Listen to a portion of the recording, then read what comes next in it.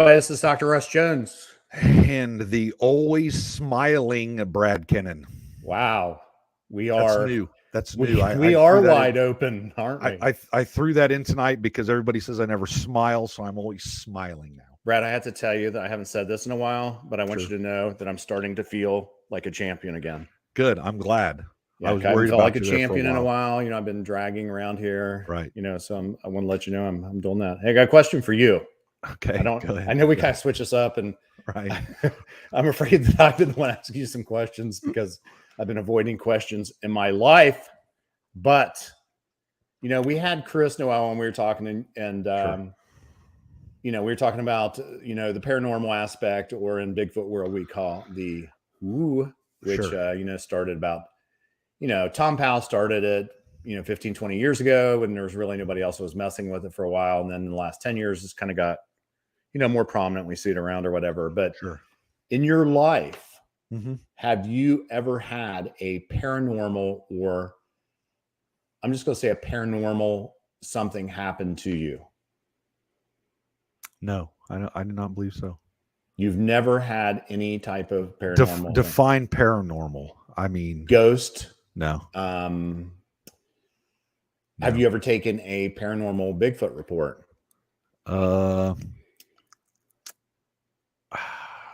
No, not really. Okay. Not that was straight paranormal. Did I tell you that I've seen a ghost? I don't know if I did or not. You did tell me you've seen a ghost. Yeah, I have seen a ghost. I don't know how people categorize that stuff. I think that, you've heard me say that I believe that the veil between heaven, earth, underworld right now, I think is close. And I think that sometimes when the veil is thin or close, that sometimes we'll see or experience things that, might be otherworldly or whatever. I agree. And I think, I heard that they're actually doing studies in the UK right now, and they're doing people on long trip, like trip of what is that? Not THC, but DMT, stuff like that. The psychedelics. Yes. And they're actually putting these people on 10-minute to 12-minute trips, and these people are saying they are moving between the veil of heaven and earth. And are we that close? And some people believe that when you die, your brain emits a chemical which opens that passageway and allows your soul to transport to the afterlife. So do some people have a chemical in their brain that is a little bit different than everybody else? Have you seen that place where they were actually measuring the weight of the body, and then after someone dies, then it's the body 0.07 grams or something? Yeah, I don't remember exactly what it was, but that was the weight of the soul. The soul. I think Russia did that, and I think somebody in America did it. And the one I remember seeing a YouTube short or an Instagram post or reel, whatever it was, and it's basically a med flight helicopter getting ready to take off, and they're like, this person died right now, and you literally see a being shoot out of the helicopter and go skyward. Mm-hmm. So I believe that is true. I believe we ascend to a higher level.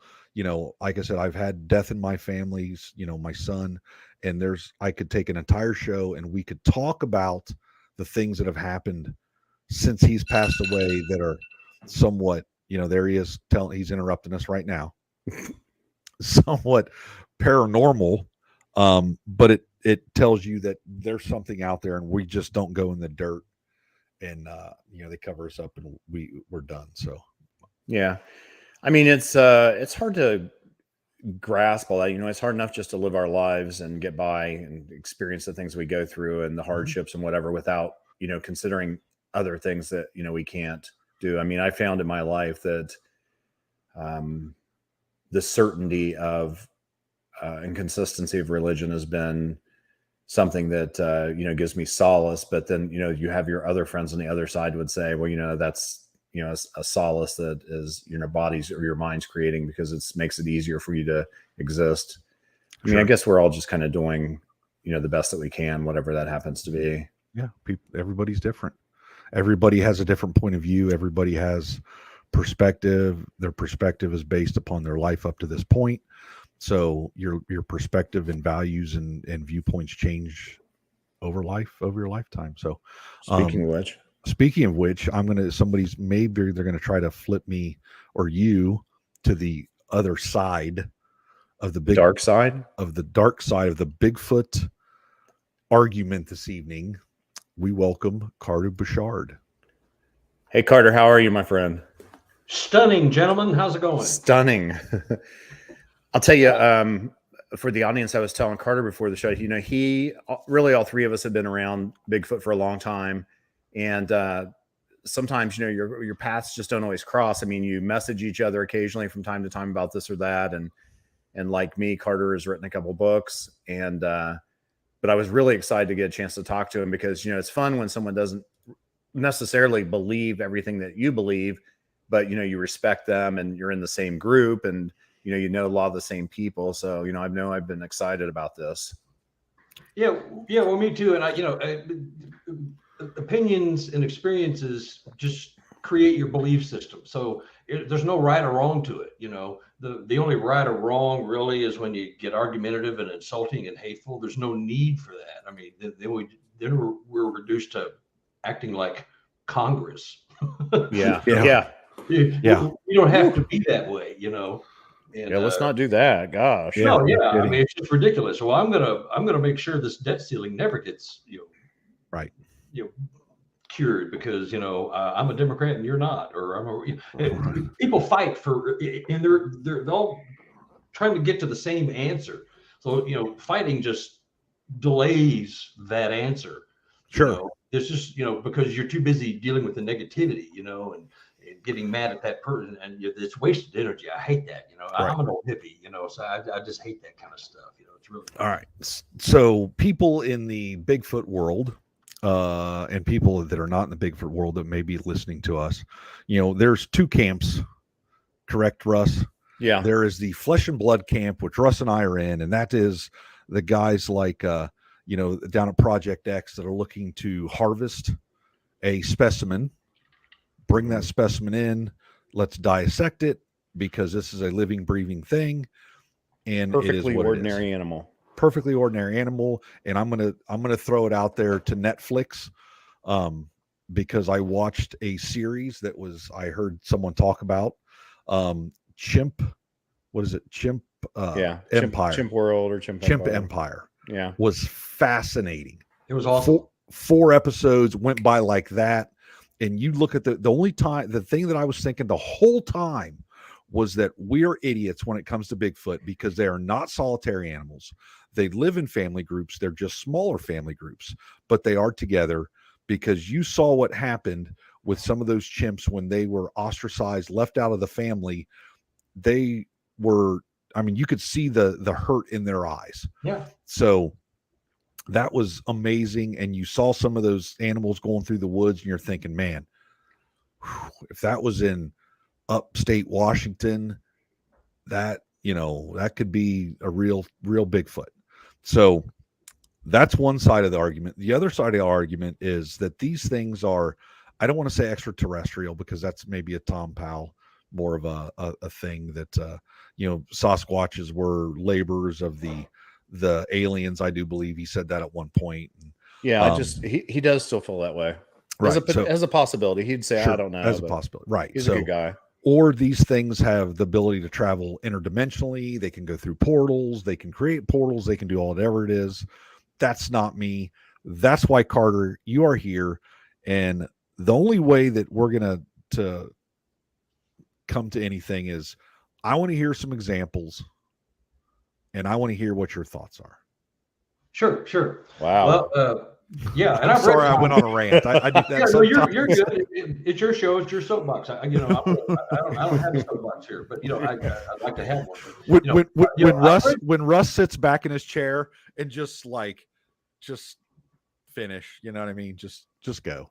So Yeah. No, I've read Tom's book, and I was glad that he wrote that. What was that? 20 years ago? Yeah, 20 years ago. I mean, and he was knocking on the door then, and so my initial experience with coming to the dark side was when I was leading an expedition, BFRO, 2012 or 13. It was my first or second one. And, long story short, I watched one on thermal. I saw this glow coming through the woods, and we were sitting silently waiting for a lost party, a group that got lost. We had bad radio contact, so we're maintaining silence. We're just sitting in the dark waiting to see them or hear them. And I saw this glow coming through the woods. I thought, oh, finally, God, thank God they're here. You know, we can go on and do our thing. Well, it wasn't them. And when I'm looking, I wasn't recording, of course, because I'm trying to save batteries, which I'll never do again. I know, man. I was watching this thing, and all of a sudden it came around the corner, took 2 steps, and it was a Sasquatch, pure and simple, and it just vanished. It was like a flash bulb went off, and it exploded, and it was gone. They're quick though. Huh? They're quick though. Yeah, well, I mean, it was like a flash bulb went off. That was the So it was a bright light. It was a bright light. Okay, I so thought, well, if I'm you were not watching through a thermal, that means heat, correct? Yeah, heat Okay. signature. A Yeah. heat So signature, okay. I'm not stoned. I'm not drunk. My Okay. equipment's clear, top of the line. So there's no, I'm not a paranoid schizophrenic or someone who's prone to hallucinations. So I checked all the boxes. How far are you from it? Oh, probably 75 to 100 feet. Okay. And that area has now become one of my research areas. But anyway, I saw that, and all the guys that I was with, most all the guys, the Missouri branch of the BFRO, diehard to the point of being hateful and ridiculing about it, flesh and blood.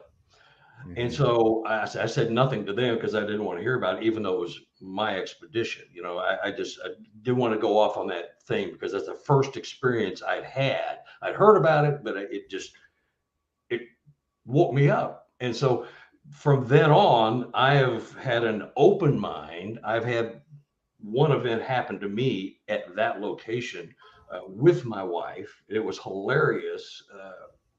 After the fact, it wasn't really hilarious when it was happening to me, but I've seen and heard enough, and plus all the witnesses in my books, it's food for thought. Reading a book about it and looking at the data doesn't mean you believe it. You just consider it. Sure. I'll consider that, and so we don't know. I don't know that there's not a hierarchy in the Sasquatch world where some have these skill sets and some don't. You mature into it. I don't know. I can't even speculate there. I'm not that smart, but I just know what my people are telling me, what I've seen, and there's something to look into in that regard. I'll just do it that way. But I had my own experience which it made a fool of me, and it convinced me that there is something going on, and whether I can explain that or not with infrasound or whatever it might have been, the whole other story. But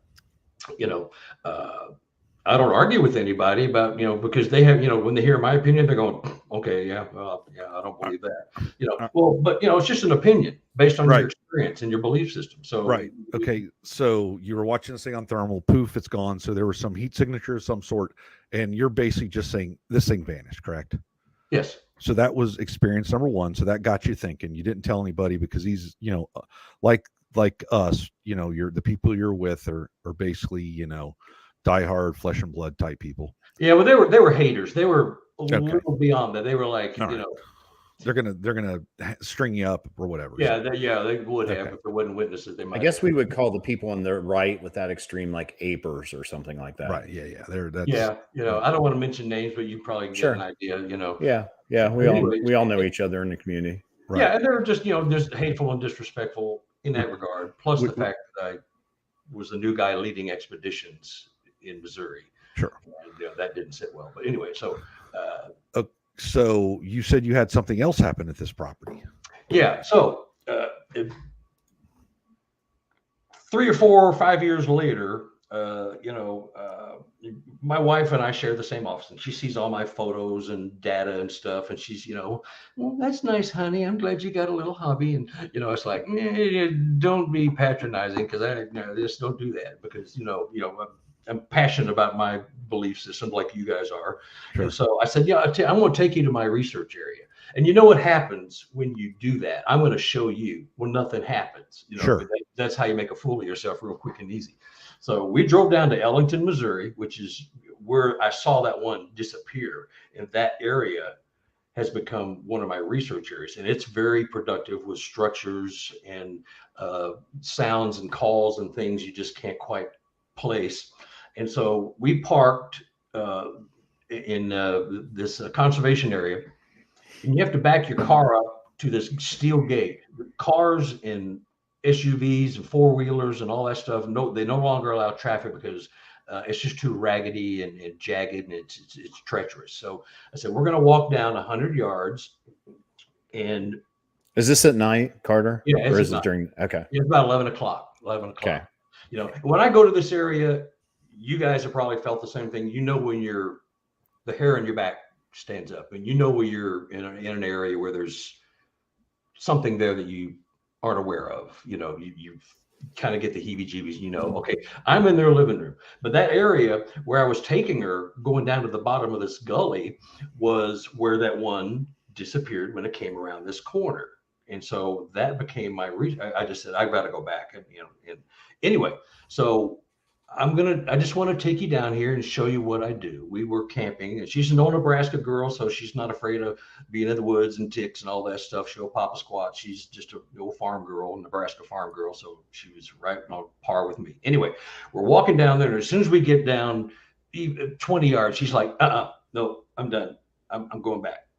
I said, no. We're almost there. We got to go 100 yards. You're a quarter of the way there. We're almost there. No. I'm freaked out. I believe you. I don't want to. I feel weird. I don't want to be here. I said, well, you know, what you're feeling is what I'm feeling, and I'm in their living room. So I know they live here. That feeling is just the sense that something is there. Maybe it's foreboding. Maybe you just know somebody's watching. The feeling of being watched. All that. So we're walking down. She just stops 2 or 3 times. And she says, I'm going back to the car. I said, well, no, you're not, because I got the keys. So you're not going back to the car by yourself, and I'm not walking you there. And so I shine my light up to where the car was parked by this gate, this metal gate that blocks any possible way of driving down there. And my car is not there. It's gone. I'm shining my light. I'm going, where's my car? What happened? And she's looking at it, goes, what do you mean what happened? Your car's right there. I said, no, it's gone. And then I just, for whatever reason, I shined it down to where we were going, and there was my car, which is impossible. Okay, now she's going, what do you mean? There's nothing down there. You're shining your light. There's nothing there. I said, no, there's my car. How to get down there? That's impossible. And then I shine it, and we go back and forth with this 3 or 4 times. And she's like getting freaked out and just there's something wrong with you. I said, no, there's nothing wrong with me. How did my car get there? I'm going back and shining where it was. It's gone. I shine it back down, and there it is where it's impossible for it to be. And I'm seeing it just like I'm seeing you two guys. And I'm going, wait a minute.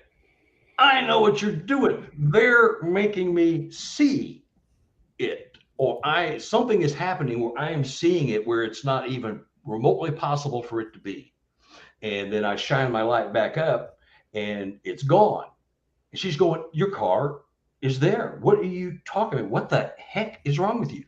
So this happened. This went on for about 10 minutes. And then I finally figured out they're messing with me. You guys are messing with me, you know, and this is my area I go to. So they, you know, the Sasquatch that are there are probably familiar with me to some degree, but anyway, so after a couple, 2 or 3 times, then I shine my light back up where the car should have been, and there it was. I shine it back down where I had seen it, and it wasn't there. Probably never was. Well, obviously it never was. Yeah. But the whole thing was, you know, and we weren't drinking, we weren't doing any drugging, we were just regular, you know, campers out. And you know, I don't do any drinking at all when I'm out in the woods. I just don't. There's no excuse for it. Did you have any, you know, hear anything else when you were there? Anything that you thought were purported? Yeah, we heard a couple of footfalls, you know, some heavy bipedal walking. There's a really nice big pond right as you go around that curve back on a farmer's field back there. There's a really nice big pond, and we heard some howls and walking, but we heard the bipedal walking a couple of times and a branch snapping. You know, that whole thing was about 30 minutes. But I was perplexed. I said, I know what you guys well, I know what you did, but I don't know how you did it. I don't know. I'm seeing something. So is it a mental telepathy? Is it infrasound, which has been known to cause hallucinations and, serious discomfort in the body? So if it was infrasound, how was your wife not affected? Or maybe, have you thought about that? I don't think it was directed at her. I think it was directed all at me. I think the fact that I was there I'll show you, well, they showed me, I mean, they're so, that's the only way I can explain it. I'm open to any other suggestions you might have, but that's just my take on it. Was they knew I was going there to show her that I know what I'm doing and I mean business, and they made me look like a chump. It was just kind of funny. It's funny now that I think about it, but I get the chills every time I relive it because I'm going, God, how did they do that? I was so convinced. I kept shining the light at the car. I had to back my car up to the gate. It's a big steel gate. There's no way to get around it. And, we didn't park there. And so she's seeing that. I'm looking right at it and I'm shining the light where my car should be. And it's not there. And she's going, what the heck are you talking about? You're shining your light on your car. Look at it. No, it's not there. It's down there. It was just, I have no explanation, and that just cemented like, okay, there must be something going on that I cannot explain. And, I was brought up with the flesh and blood thing, Right. and which is true as well. But I think there might be different skill sets to different clans or different ages or different heights or regions. I don't know how that works. I could be totally off. I'm just grabbing the straws because we don't have a theory that everybody agrees on, but it's just, I couldn't explain that away any other way than they did something to me, to make me think. So they affect your mind in a way that you misplaced your car. Is that, I mean, that's the crux in the last of what, 5 minutes? In a sense, yeah. Okay. So where your car was sitting, was it lower than you, higher than you, higher. Down a trail? So higher. Yeah. So we were going down about 100-yard ravine. So you walked down, you looked up, your car's not there, but when you turned the flashlight down the trail, so now your car was down from you. Is that what you're saying? Yeah. Okay. So when you say it was down from you, was it parked in the same way? You backed in. So did you see the back of it? I saw the back of it. So you saw the back. Did you see the roof? Because if you're higher than it, then you would have seen the roof. Well, I was higher, but all I could see was the back end of the cars, like I was being shown a photograph of the car, because I was driving an SUV, silver SUV, and the taillights, although off, were glowing in the dark when I hit it with the light.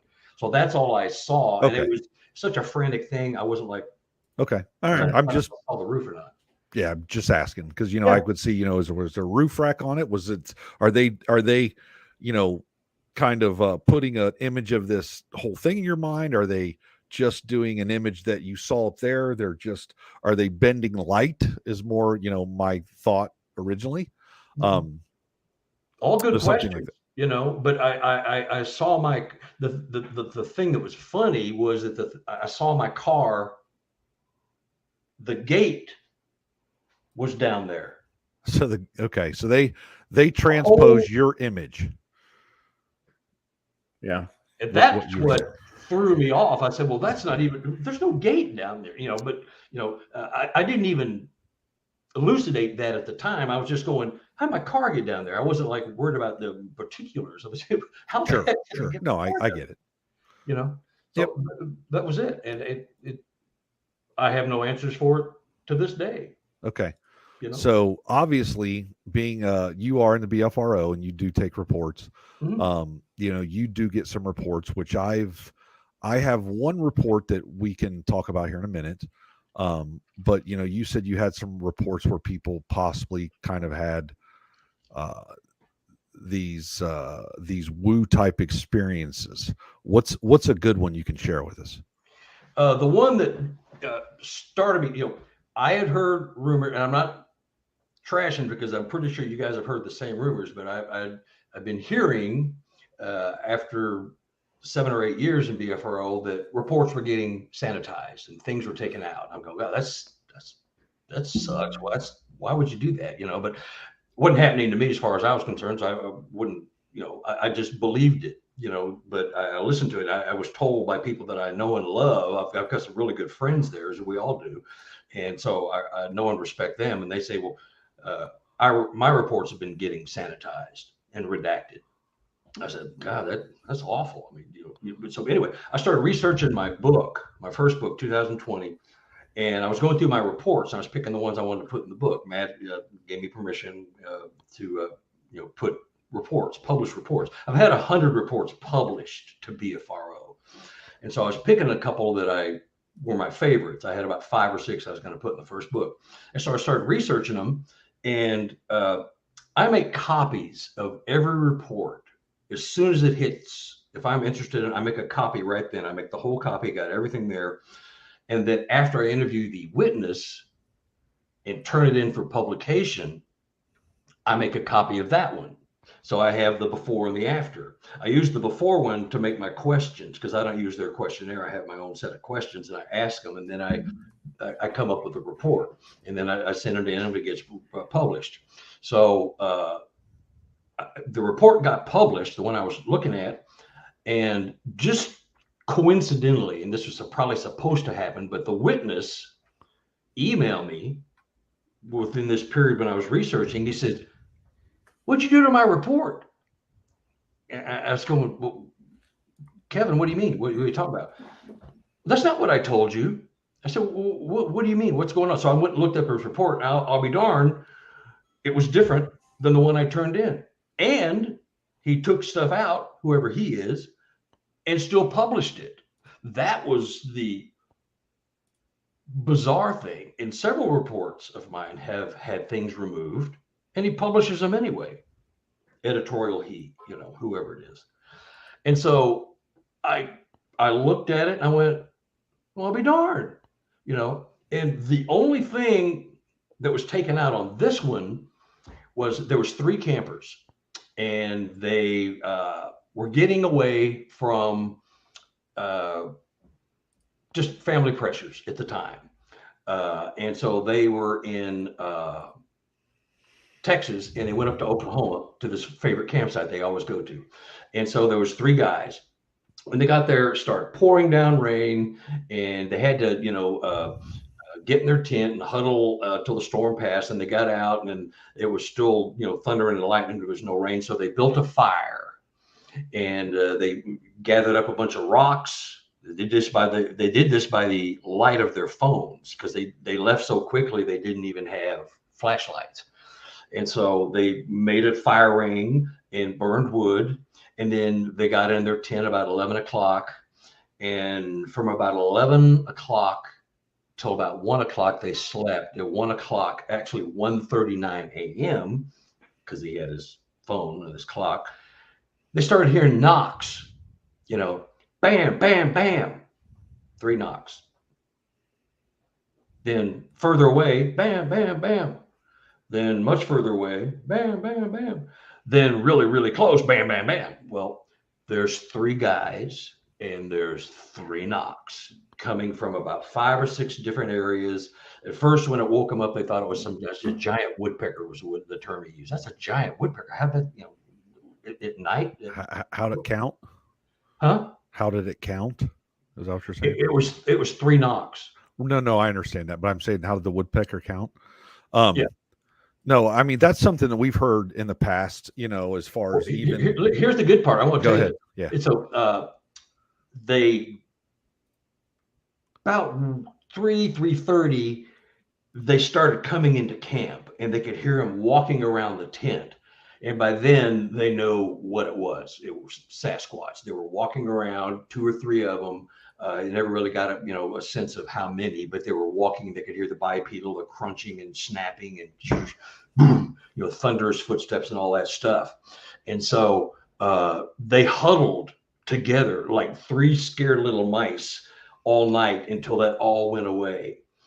They got up the next morning when it was all over, and 3 rocks had been taken out of that fire ring and piled in the middle of the fire pit. It was like, there's 3 of you.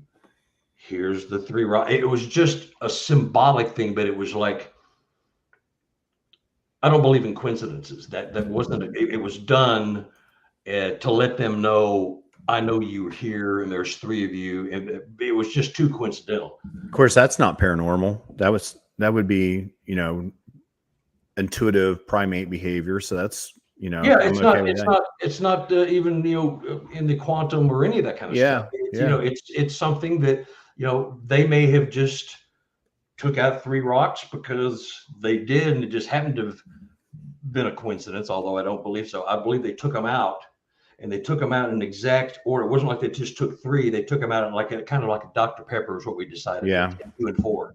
And it was like very geometric. Yeah, And so Sure. that was taken out. Just that.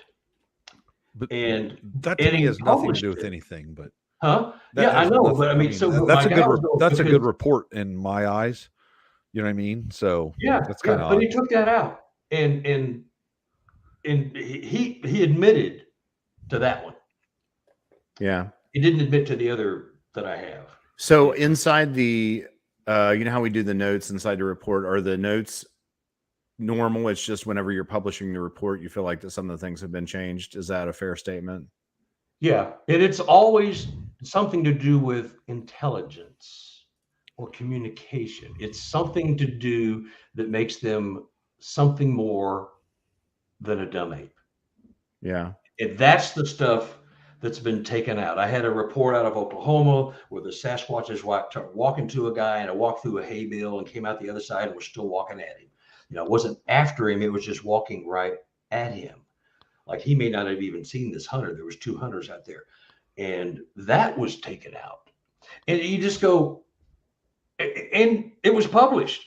Why would you take the stuff out and then publish it? I mean, Right. I mean, if I'm paying attention, I'm going to see it. You know. well, and here I'm gonna defend the other side of this. Oh well, please do. Yeah. And I'm going to say that in this world, when somebody says, or I tell someone, hey, yeah, I look for Bigfoot, you know, you get that cross-eyed look like Russ is looking at me like right now. And it's like, really? So is the person that's scrubbing that report trying to take away maybe the perception in the world that we're not all crazy? And it's maybe a small piece of information. Maybe, you know what I mean? Just you kind of see what I'm saying? I think the important 2 things come to mind for me in these situations is, I mean, I don't think I would feel very good about my report being changed for sure. And I would definitely would, you know, am sympathetic to that. But I think that it's important to note that, you know, for the people inside the group, of course, all the original information still in the reports, you know what I mean? Like we can go in and look at that stuff still. If it decides later that, you know, Bigfoot has a paranormal aspect, whatever it happens to be, you know, all the information is still there for us to go and gather back. But one of the things that I've always admired is, you know, we started talking about who Tom Powell was, and all of us are friends with Tom. And, you know, he was a curator in the BFRO many years ago, right when it was not long after it started. And Tom started looking at the reports that had a paranormal aspect, or maybe some of the reports that other people were getting rid of because they seemed weird. And he was just interested in it. So Tom might have been the very first one really in that era to start do that. And then he did the book, The Locals, which is absolutely one of the best Bigfoot books ever written. Absolutely. I agree. Very And he good. had the final chapter was this chapter where it was all paranormal stuff, just him speculating. And in Tom's defense, I mean, at least he put something out there. I mean, people hack on Carter and I all the time, but they don't put anything out there. But at least we're putting something out there for people to say they don't like or they don't agree with or whatever. But, you know, Tom was doing that. And I feel like, you know, Tom was still in the group and you're still in the group. And that even though Matt may not agree with things that people are saying, that, you know, he still leaves people in the group that disagree with him. You know what I mean? Like you're still there. You can still get the reports. Same way, I don't know that Tom, he's a little older now, so I'm not sure he's messing with the things that much. But so I think that we had to give due diligence and fairness and say, well, he's still including people, so at least he's doing that. Yeah.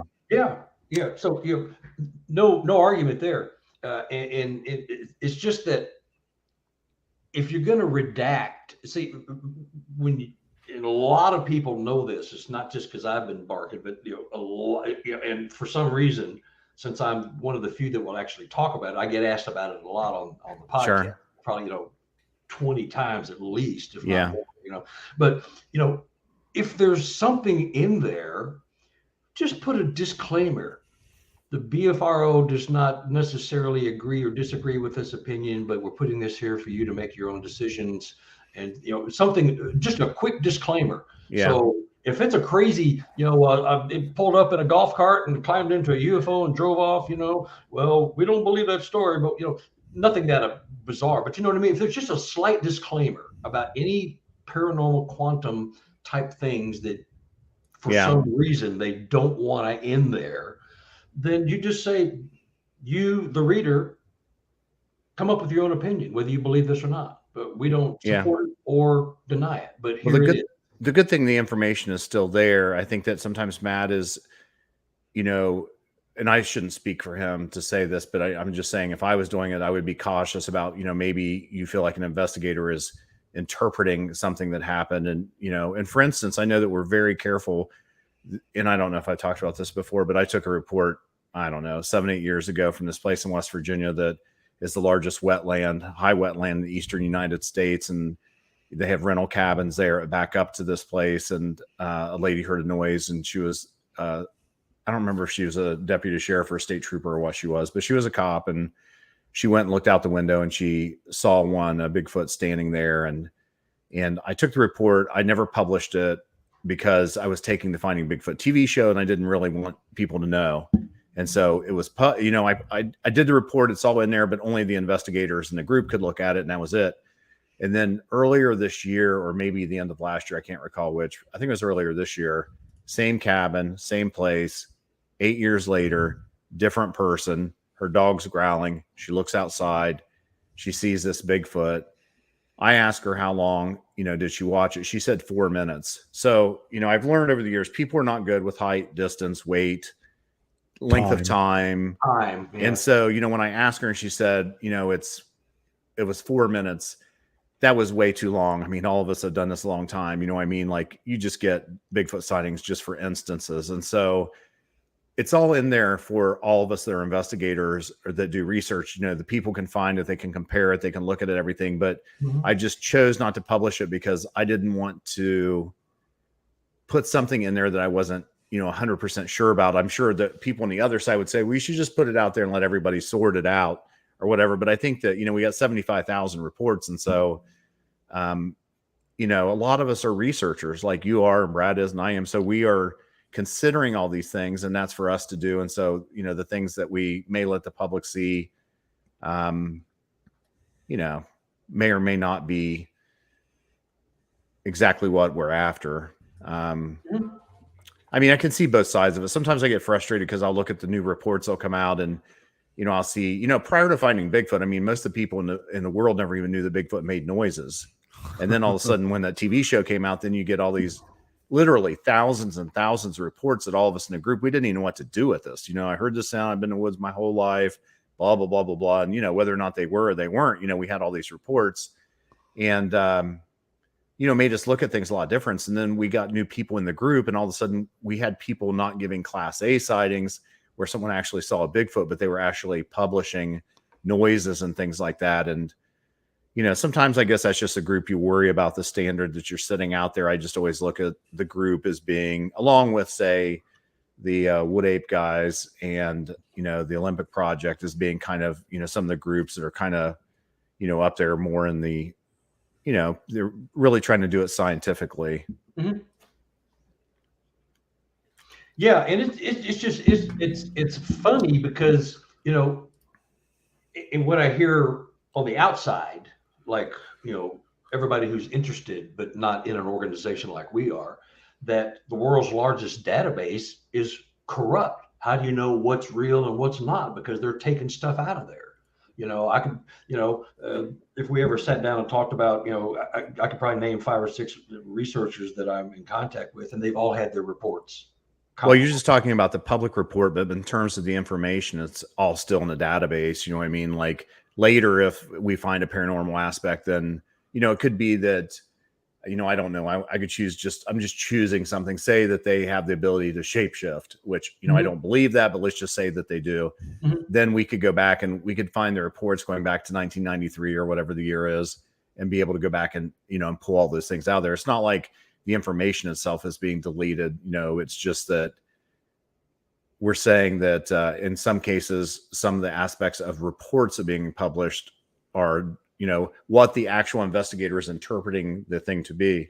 But let me ask you about this, Carter. I'm curious, and I was telling Chris last week when we were talking to him, I mean, I've taken over 1,000 reports. I don't know how many witnesses I've talked to, that were not mine that I've talked to, many more than that. But I mean, I have never taken one that had a paranormal aspect. Do you think it's because, you are more interested in that side? So a lot of those people that have those type of reports are going to you, whereas, I'm more flesh and blood type thing, more natural, so to speak. And so I'm getting more of those type of people. And it's just because of what we believe that we're getting those. Yeah, it could be. That's a good point, actually. But, I took a left turn when I saw that one vanish, and then, other things have happened. But the people that are coming to me directly, they're not even going to BFRO anymore. I don't take the reports. So they're coming to me because these things are happening to them, and they know I'll listen. And I don't always believe everything, but I will always try to find alternate explanations. Yes, I'm interested in that far more than the ape only, simply because I've become a believer because of enough people and a personal experience that I'm going, there's something's off here. Something's not right. They're not just an ape. And so that's, I didn't start out with that belief. I started out it's an undiscovered ape in the woods. What's the big deal? I mean, we discover new creatures and plants and fish and all kinds of things every year, and you see it in the news. How come they're not putting the Sasquatch? How come we can't figure out what that is? We know everything else about everything else. And so I slowly gravitated because of my experiences, and these people are coming to me. They don't know each other. They don't want anything. They don't want any fame or fortune, money. I give them a free book, and they don't want it. They just want to tell their story and get it off their chest, and they're so relieved. Some of these people sat on them for 10, 20, 30 years. I can't tell anybody. They make fun of me, and so they're so relieved. Some of them are in tears, some big manly macho hunters included. They're just like, I've been hunting in these woods for 30 years. I never seen one. So if I ain't seen it, it doesn't exist. Yeah. And all of a sudden, and you've heard this story 1,000 times probably. Russ, can we talk? Because I may have to do an about face on my adamant position from last month or last year. And so it's the same cathartic thing for them. They saw something not only that doesn't exist, but they saw something that doesn't exist do something just Star Trek. Yeah. And so it's the same cathartic evolution of their belief and thought process, and you just watch these people, and they're just like so grateful to get it off their chest, and whether it gets published or putting up my book or whatever, but they're just thankful to get it off their chest. And so if they're nut job, a hoaxer, well, what are they getting out of it? Yeah. I don't think that I don't believe in most of the cases that these people that have these instances are nut jobs or hoaxers. But what I believe is that people are in the woods, they see something that they're blown away by. It's absolutely not something they're anticipating they're going to see, catches them off guard, scares them to death. And as a result, they have a normal psychological reaction that can be explained physiologically. And I think that many times you can't always believe what your brain's telling you that you see, that in stressful situations that we don't remember. I don't know whether it's because our body's trying to prepare us so that we can handle something later, or, like somebody sees something, they're like, oh my gosh, I can't be real. I can't deal with this. They've never thought about it. And so what does their brain do? Their brain makes it disappear. You know what I mean? Like it didn't really disappear, but their brain made it seem so because maybe that was the only way that person could deal with it. I don't really know. I'm just throwing it out there. Think about the guests we had on, the woman that literally, skied 750 miles with her leg rotting. Yeah. And she got to the South Pole and she goes in to have a beer, and she finally got there. And these guys are saying, hey, you got something wrong. What do you mean? Well, you smell like you're rotting. And it ended up that her leg was actually rotting. And she went to a psychologist afterward. And basically the psychologist told her that her brain shut her nose off because she knew that if she smelled her leg rotting from this, this thing that she had happened to her during this trek, that she would call med or be meted out. And her brain and her body said, we're not doing that. So we're just going to shut your smell off. Yeah. So you can't smell the stink. So from Russ's perspective, that thing disappears. Maybe you're right. Maybe your brain is just clicking something off. You can't deal with it. I think it's interesting too. Like I had this lady in the office, and how when you're going through your exam, like you take a history on the patient, and then you find out about their complaints, and then you having old injuries or anything like that, and they go through all this stuff. And so this lady had jeans on. It was cooler weather, and I was doing her reflexes, and how the doctor taps your knees to see whether or not you have the reflex. And I hit her right knee, and it didn't move. And I said, hey, is there any reason you having a problem with your knee or something going on? And she said, I lost that leg. But I had already taken a history on her. I had already asked her all the things about her injuries and everything else. She didn't even remember. She forgot until I was hitting her, leg with the reflex hammer. So I think that many times, women always joke with men that men remember things how we remember things, right? And I'm not so sure that maybe in human cases that's not true. That maybe it is true. That that's how we remember things. It's our reality. And it's what we believe. I'm just not sure that our brain always tells us the truth. Well, here's one thing that I espouse, and I do believe this fairly firmly, that the first 20 years of your life, from the moment you exit the birth canal till the time you're 18 to 22, you are taught how the world is, what is real, what is not. There's no UFOs, there's no Sasquatch, there's no ghosts. Oh, wait, the government was lying. There is UFOs. Okay, back to that story later when they decide to come back and tell us. So you're taught how to view the world, in a variety of ways, whether the clergy, the educational system, social media, the government, science. You're told how the world is. And so when you suddenly, there's no ghost, no Sasquatch, even though Russ, you saw a ghost. Yes. So it's real. So when you see something, and you're a medical guy, so you could probably explain this much better than this old hippie is. But you see something, and your mind immediately takes you somewhere else. Well, that didn't exist. So that was a bear on its hind legs, or a guy in a ghillie suit, or a deer standing up eating low-hanging fruit off a tree, which they can do. So, but it's not a Sasquatch because they don't exist. How come they don't exist? Well, because school, science, everybody tells me they don't exist. The government. They don't exist. So your mindset's already set for you. So when you see something that you can't fathom, like you just said, I can't process that. What is that? Yeah. You have to have an open mind and do your own research and come to a conclusion that, well, I'm just not interested. That's a one-off thing. It'll never happen to me again. Or, by God, that is darn interesting. I want to look into that. Then you maybe educate yourself and find out there is more to, the 8-foot tall gorilla you saw in the woods, whether you get into the esoteric things and the abstract and the quantum, or you just go, well, it's a dumb ape. They'll tell us what it is one day when they decide that they found one, and you just go about your business and don't think about it. But, people like me and others, we're fascinated with this stuff, but you have a mindset that's set for you.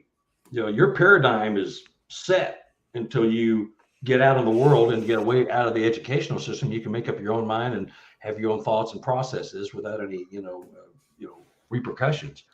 So I think that when people see things, whether it's, if they believe in ape or Star Trek, paranormal woo, whatever you want to call it, uh, that will be their interpretation. But when you come right out of school and stuff like that, you're already you've got a mindset that's set, with a few exceptions, of course. That's just Yeah. I think that even the ape people, apers, which are like our far right or whatever, I would think that they would say it's definitely not a dumb ape. I mean, I think that if it exists, it's their closest relative. It's proven to be highly intelligent, even though, is intelligence really something that's rare and not found commonly, and is leery of humans and avoids them. So I'm not sure if that's really a function of intelligence, but I certainly don't think that they're dumb for sure. But I really admire that you're able to keep such an open mind. And I think it's important that people are collecting reports that maybe aren't in the mainstream, because who knows, right? I mean, what we may find. Let me ask you another question about, you alluded to it earlier. I'm kind of cynical on it in many cases, not all cases, but I think it's overstated. But, what is your opinion on the tree structures? I mean, are you seeing some that you find compelling? Yeah, and I break it down to, any human can build those if they want. The nature people and the earth people that love the earth. They stack rocks. They make stick structures and stuff like that. But some of these are just incredibly complex. And the thing that I find, it's either humans or it's the Sasquatch. But when they're woven and very intricate, the thing I say, you take 5 yardsticks and you throw them up in the air. How many times will you have to do that for it to come down into a woven complex structure, not just the 2 or 3 leaning up? I mean, woven, and we've all seen the really complex ones.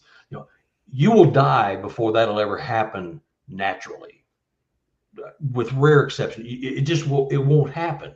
So somebody's putting them together, and so I think they're communicating with one another right in front of our noses with these structures. Good hunting, bad water, good water, bad hunting. This is my clan's area. There's something there, to that. I believe that, but I can't explain it. But unless there's humans that going around and just building these for the heck of it, and it could be.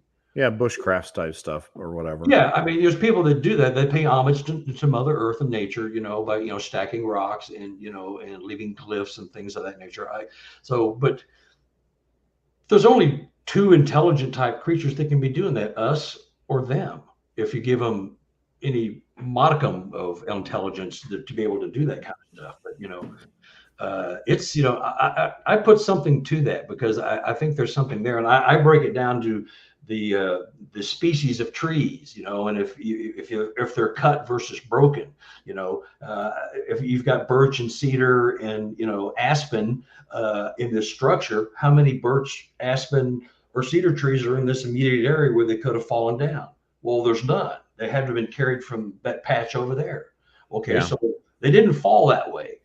So something drug it over and built it, and they built it in that spot for some reason. And that, is incomprehensible to me right now. Like, what reason that spot? But why would they drag them over here to put them together in this particular spot when they could have just gone over there and picked them all up and done them? But they've got different species of trees, and that's how I delineate. You'll say, well, if they're cut, I don't put a whole lot of stock into it. If they're snapped and broken, or if they found one on the ground and made these structures, well, there's reasoning and sapience and sentience to that thought process, but there's only 2 possible culprits, them or us, Yeah, I mean, have opposable thumbs, but they can't do that. A disproportionate percentage of the ones that you see in the social media are in pine forests, which are, have weak root systems and are notorious for dancing around in high winds and storms. But so either that's what it is, or Sasquatch, Bigfoot would spend a disproportionate amount of time in pine woods. You know what I mean? So either one could be true. But I mean, are you troubled by the fact that, of all the things that the Indians and the forefathers talked about relating to Bigfoot, that they don't really make any mention of tree structure type thing. I mean, we know from the greater ape studies that some of them make some types of structures, but we haven't seen that, you know, with the Indian stories or lore. You know, does that concern you? Yeah, well, concern wouldn't be a word. It's just another option. I think, like you said, the lack of mention of that is duly noted. I mean, there's something to that, you know, but maybe they didn't think that was that important back then to mention it. Maybe they just started doing it as they regressed further and further back into the woods and the forest, the deep, deep woods, because white man drove them back. You know, we've taken over the planet and taken over the North American continent. So the Sasquatch have been driven further and further back. So maybe at that point is when they started using the structures to communicate, because they didn't want to have to be exposed possibly to humans. So they just put structures up, and this means something to other Sasquatch. We can't interpret it. You know, Yeah. it means something to them. That's the only, you know, because we have no way to communicate. We don't knock and throw rock clack and do all the other things that they do because they don't want to be exposed to humans. Let them know where they are. So maybe that's something that came along 400, 500, 600 years ago. Mm-hmm. As a necessity to communicate, because there's, you know, too many humans and we keep breeding, and the more and more of us there are, the further and further back they go, and the more incredible the communications have to become. So Yeah. I agree with what you Yeah. say. There's no written. Yeah. I mean, I track. think to counter the argument would be the fact that, you know, we have more woods now in the United States than we did 100 years ago. Mhm. So, you know, I mean, like, they don't necessarily have to go back farther, though I can see your point. And I think another problem with thinking so much of the stuff is, you know, my inclination would be that some of it, a small percentage, would mean something, but the great majority of the people they're seeing things that are just natural things found in nature. And then they have to go down, you know, it's hard to explain, but then it has to go down this other whole route of explaining things to get it. But I mean, it's interesting, I think, you know, to consider whatever. And like I said, I admire that you do it. I think that, you know, all of us need to be more open-minded in what we're doing. Brad, I kind of hogged here. Did you have any questions before I go? Because I know we're wrapping up here. No, I hogged it for quite a while. So It's just, it's, you know, you've got problem to solve. So you need certain things to solve your problems, whether Yes. it's logic or information, you know, math, psychology, whatever it is, to solve your dilemma. Data. Yeah, it's just data to chew on, you know. Yeah. But I bring it up and I push it a little bit, the structures, and the fact that I think they can count. I know they can count is tools to prove or disprove a theory. And these are all just theories, you know. Yes. Everything I'm thinking right now Just a hypothesis. is a hypothesis, you know. Yeah, because, you know, we put forth Me a seeing my car where it hypothesis. couldn't be, that was real. So, Yeah. you know, I'll never let that one go, because that was pure art. With whatever they did to me was Right. pure art, you know. And I can never just let that one slide. As like, well, maybe I had a bad tuna Right. sandwich or something, you know. Right. You know, but yeah. So, but it's all just tools to come to, you know. If the government would just tell us who and what they are. Oh, now you're talking about Brad's alley now. right, yeah. Now you're in my wheelhouse with the conspiracy of the. If Yeah, the government well, I would knew just that. come forward and be honest and We're- quit jerking us around. Yeah, we're coming toward the end of the thing, so I thought I'd throw that out there, because, you know, we can't Right. argue too much longer. I We're know not that. arguing, you know. I But don't- yeah, I just want to know. And Yeah, just- yeah. And then I move on to something else Right. that will fill my soul with until it's time for me to exit the planet, you know. Right. But this is like one of those quests, you know, that I've been on, and since I saw that one, all bets are off. Let's just put it all on the table, you know, till we get somewhere, you know. Well, listen, Carter, I know Brad and I both admire you, and we really do. Both of us would say, you know, we want somebody to, you know, to go down every rabbit hole or every hole and see what's what. And so we appreciate that you're doing that. And, you know, I really appreciate you coming on. And, you know, Brad always says, you know, I know you're going to ask me, you know, how can people get a hold of him here? But I just wanted to tell you, know, that we didn't even get to talk about your books and your other stuff. So we'll have to come on again so that, we didn't feel like that. You didn't feel like we beat you up or something tonight, because we really do admire you. This is one of my more favorite discourses here. There we go. Good. Glad to hear that. Melding of opinions and theories, and neither one of us, you're smarter than I, because you're a doctor and I'm no. Trust me, there's good and bad in every field. Yeah, I know. Yeah, but this has been this is how it ought to be in all Sasquatch groups: an intelligent, respectful discourse of theories and opinions and some facts. And there's no right or we're just, well, this is what I think, this is what I believe. This, that's how it ought to be. We've talked, we haven't called each other names or anything, and hurled insults. I mean, it's just been like it ought to be. Well, all I know is that hour went by awful quick, so that's I'm a good thing. I'm sorry, guys. No, that's good. Good job. Believe me, we've had guests on that we've had to. It was like going to the dentist. Yeah, it took two of us to get through the hour. Right. Oh no, I'm full of vim and vigor, and I've got some really, there's some really interesting. Most of my research now is based on habituation. That's what I'm focusing on, where people are living with these creatures on their property for 2, 3, 4, 5, 10, 20, 30 years. They have. We'll have to do a episode on habituation. We did one with Ronnie Powell several months ago, but love to do another one. How do people get a hold of you to find out, to get your information and get your books? How can they do that? You can go to my website is sqexplorer.com. Simple. sqexplorer.com. Email is sqexplorer@gmail.com. You can buy the books. You can see my theories, belief systems, and all that. And you even said that you were getting a YouTube channel going, trying to get it going. What's that? I've got a YouTube channel, and I've been approached by several people that you really ought to do this, and I don't care about monetizing and all that stuff. I just want to get the word out, because there's so many people having these experiences, habituation experiences. Okay.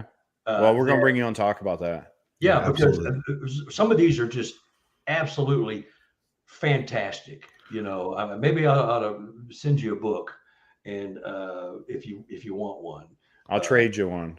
Okay. And you too, Brad. I don't have anything to trade. Well, send me send me a bag of candy or something. All right. I'll work on that. Hey, Carter, thank you, man. Yeah, it was awesome, guys. All right. Talk to you later. Sir. All right, bye. All right, that hour went very quickly. That was informational. Yeah, it was fun. It was fun. I mean, point of view. We would always talk in privacy about the woo versus not woo thing, and I think that I'm kind of gaining a grasp of where they're at.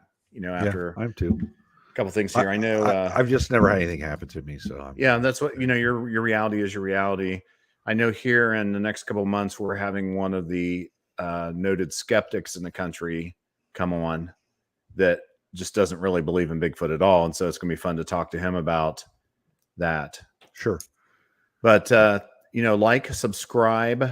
We appreciate everybody watching us. Thebigfootdoc.com, link to the podcast, the books. If you want to give us a report, we have some witnesses coming up in the next few weeks.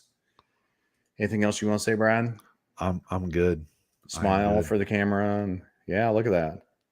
He looks like, because the primates, people think they're smiling, but it's, grimacing. They're growling, right? Yeah, they're growling. All right. Hey, we appreciate everybody. Thanks for listening. All right. We're out of here.